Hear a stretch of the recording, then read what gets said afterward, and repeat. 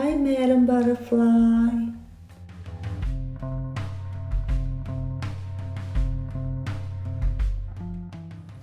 Hello all, thank you so much for tuning into my channel.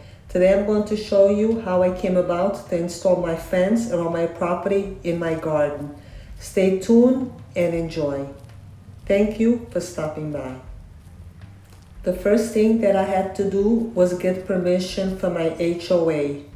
Once the HOA approved it, which it took 30 days, I went to the contractor and I had to give him a copy of my survey, and then they had to go ahead and get the permits to install my fence.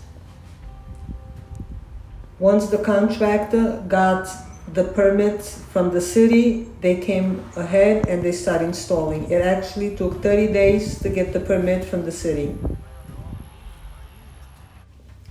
I got combination fence for my yard. On the side of the house, I got the PVC and ivory, and towards the back, I got the black aluminum so that I'm able to enjoy the view of the lake.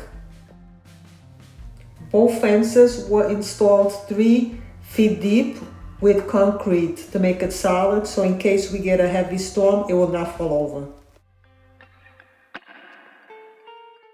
So what do you think? Do you like the combination, the black with the vinyl, or you would have left it just with the black or just the vinyl? Please let me know. Thank you for watching. I hope you enjoy. And let me know if you would have left it without a fence anyway. See you in the next video and have a beautiful day.